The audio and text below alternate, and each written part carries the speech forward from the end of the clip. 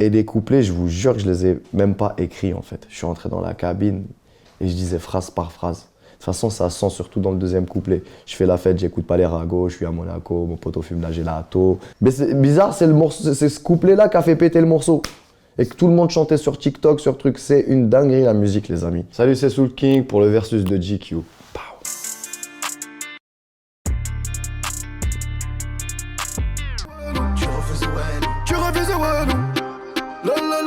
On arrive à 37.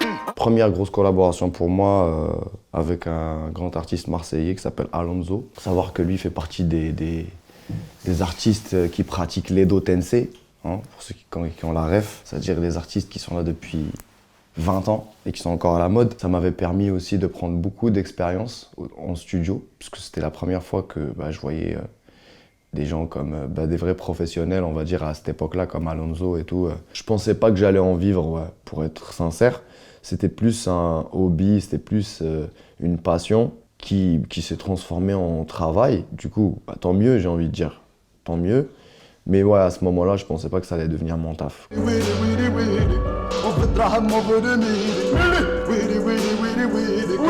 Au début, en fait, ce freestyle, les gens, ils l'avaient pas trop compris, j'avais l'impression. Les puristes de rap en France, hein, je précise. C'était le début de la vibe orientale sur du hip-hop, j'ai l'impression. Ils n'avaient pas encore capté le coup de Trafalgar que je leur préparais. Première rencontre avec Fianso qui est devenu aujourd'hui la famille, c'est le frérot, c'est la famille. On a fait des tournées, on a fait des trucs et tout. C'est-à-dire on a partagé beaucoup de moments avec Sofiane et tout. J'aurais jamais cru en fait que genre la première fois que je suis venu faire le freestyle, cette personne-là allait jouer un rôle dans ma carrière ou quoi, tu vois. Comme quoi la vie elle est étrange. C'est toujours la guérilla. Quand Sofiane il m'invite, je me dis bon, moi je suis un chanteur, bon je fais un peu de hip-hop tu vois, donc je fais de la trap et tout, mais je chante dessus, c'est rare où je rappe. Et donc du coup je me dis, je vais arriver, Planète Rap, Fianso, il va y avoir que des rappeurs qui vont être là, c'est la rue, moi je vais pas faire un morceau d'amour. Et donc du coup je savais que j'avais Guérilla à côté qui était vraiment, c'était un morceau un peu, tu vois. Et je me suis dit, tu sais quoi, ce morceau je le kiffe de ouf. En plus, je vais le faire. Et donc du coup j'arrive là-bas, je le fais et tout. Je sors, mes producteurs me disent mais pourquoi t'as fait ça? C'est un putain de morceau, tu le mets là. Je dis je sais pas les mecs, moi je l'aime bien, je le sentais bien comme ça, trompette en live, truc et tout, c'était bien. Et du coup c'est devenu Guérilla quoi. Ça m'a ouvert à l'international parce que ce morceau-là en fait c'était le premier morceau avec Milano hein, pour être plus correct. C'était les premiers morceaux où quand je partais. Je vais dire une connerie, quand j'étais au Kosovo, les gens ils connaissaient. Tu vois, ils connaissaient par cœur. Ou en Allemagne, dans le fin fond de l'Allemagne. En fait, je me doutais pas que j'allais faire genre presque 400 millions avec un freestyle, tu vois. Un freestyle, bon, tu te dis, vas-y, si je fais 3-4 millions, surtout sur Skyrock, c'est pas ma chaîne à moi. Mais 400 millions, c'est n'importe quoi. Rêver d'une vie juste moins minable. Moi j'ai quitté mon village pour plus les entendre me dire que personne te... C'est le seul morceau de ma carrière que j'ai pensé. J'ai tout réfléchi.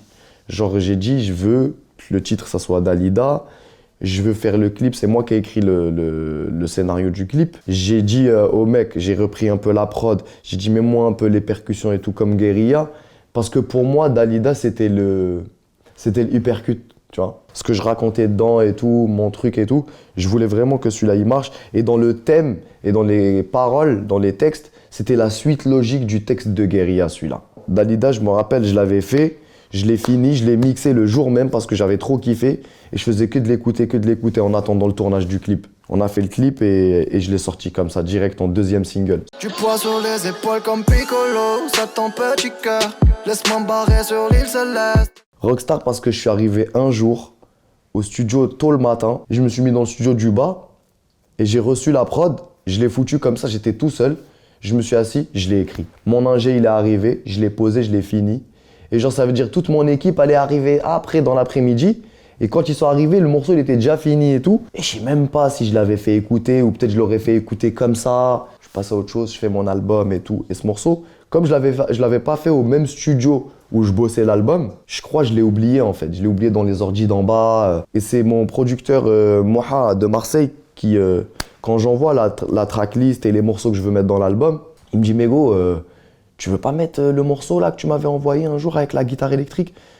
Je dis, de quel morceau tu parles? Carrément, j'avais zappé. Et c'est-à-dire, moi, je le réécoute et je me dis, en vrai, il a raison, je suis un fou. Le texte, il était trop bien, il y avait la guitare et tout, ça changeait un peu. J'avais fait un refrain drop musical sans parole et tout. Et donc, du coup, je l'ai mis et finalement, c'est devenu un hit.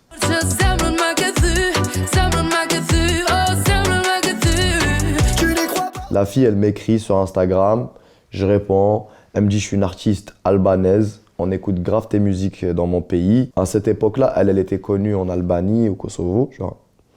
Elle faisait ses trucs et tout.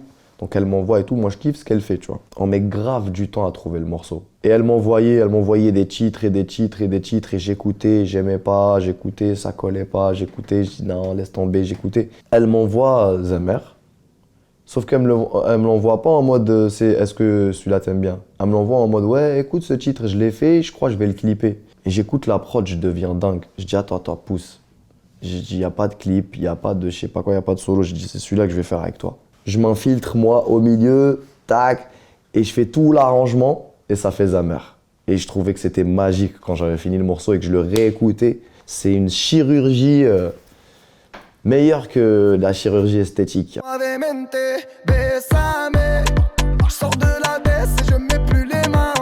Je l'ai fait en 5 minutes, celui-là. Et je vous jure, j'étais à Dubaï avec mon ingé, on était invité par un artiste là-bas. Donc il a pris une séance de studio et au final, il n'est pas venu. Ou je crois, il est venu en retard, je crois. On se disait, vas-y, on fait quoi? J'écoute dans mes prods et tout, je tombe sur la prod de Suavemente que Voluptique m'avait envoyé. Et les couplets, je vous jure que je les ai même pas écrits en fait. Je suis rentré dans la cabine et je disais phrase par phrase. De toute façon, ça sent surtout dans le deuxième couplet. Je fais la fête, j'écoute pas les ragots, je suis à Monaco, mon poteau fume la gelato. Mais c'est bizarre, c'est ce couplet-là qui a fait péter le morceau.